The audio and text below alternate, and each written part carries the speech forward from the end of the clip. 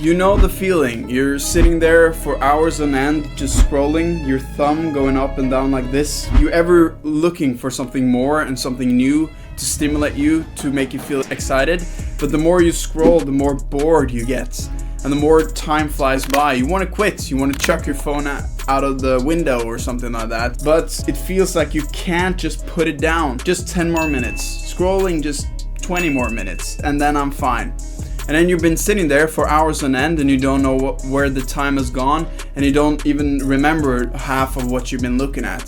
This is called doom scrolling, and I've spent a lot of time in my life trying to rid myself of this addiction. So pay attention if you feel like this is a problem for you that you want to overcome. We're gonna approach this problem from 3 angles, and I'm gonna start with the first one, the simplest one, and the one you should adopt immediately.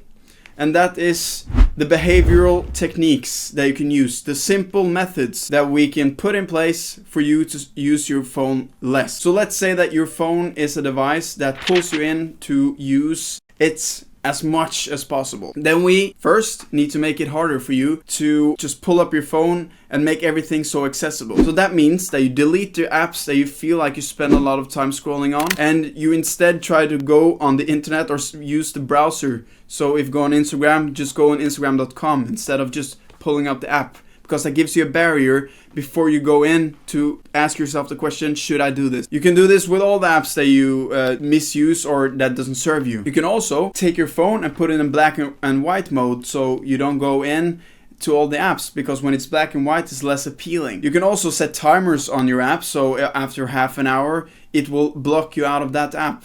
You can also get a phone that's more shitty than the one you have. If you have a really nice big iPhone, it's so nice to just spend time on it. But if you get a more older type of smartphone and it's really laggy, and when you use it, it's a little bit annoying, you're gonna spend less time on that app. And I actually did that for many years to overcome my addiction. Now I have an iPhone because I've gotten control, and I still haven't gotten new habits of scrolling. And you can also put your phone outside your bedroom. And this is a really great tip, because a lot of us, we start scrolling early in the morning, just pull up our phone and because we have an alarm on it, and start scrolling.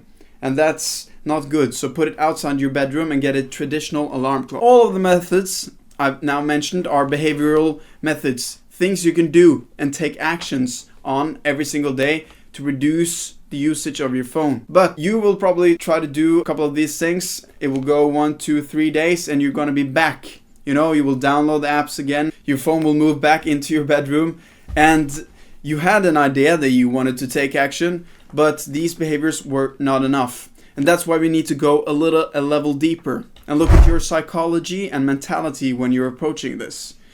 And the mentality that I've found that we need for overcoming this scrolling addiction is to have a growth mindset. That means that you are looking to grow yourself as a person, and you understand the level you are at now. Right now, if you can identify with this, you are addicted to scrolling in some way. It can be really addicted or a little bit addicted, but you can see that you are at some level and you want to be somewhere else, somewhere where you have control over your phone. And by adopting a growth mindset, you can understand that you are not perfect right now.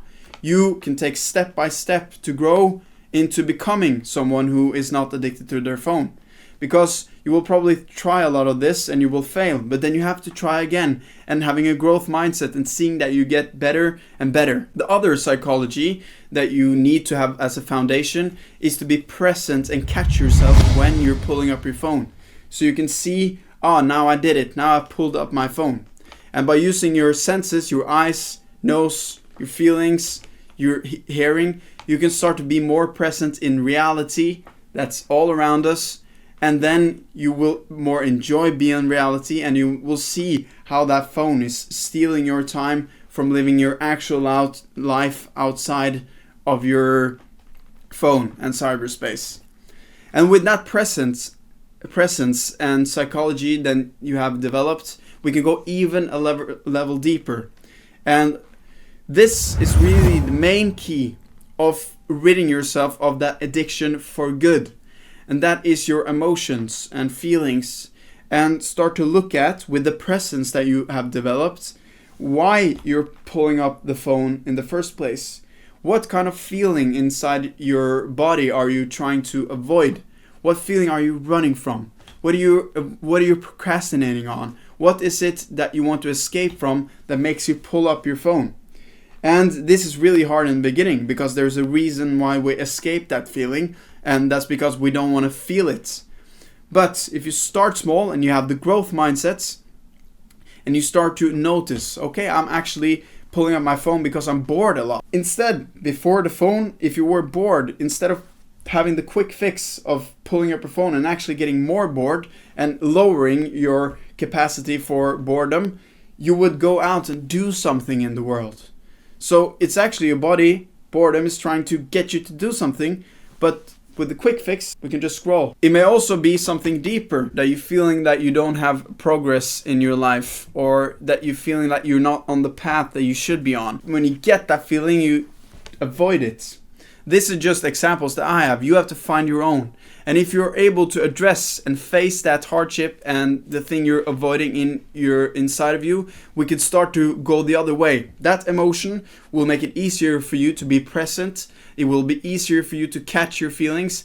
And with that, it will be easier to do the behaviors that is necessary to stop scrolling and being on your phone. We get a lot of tips about all of these systems and methods we can put in place. But if we start at the bottom and lay a foundation of seeing why you're using and doom scrolling in the first place, then we can actually get rid of that problem. And if you want to have an emergency sheet that you can look at whenever you feel like you're doom scrolling, to remember all of the things I've been talking about right now, I have a free sheet in the description, so you can just pick that up, pull it up when you feel like you're lost in doom scrolling, and you can follow the steps. Okay, I'm Francis Drake. Good luck and goodbye.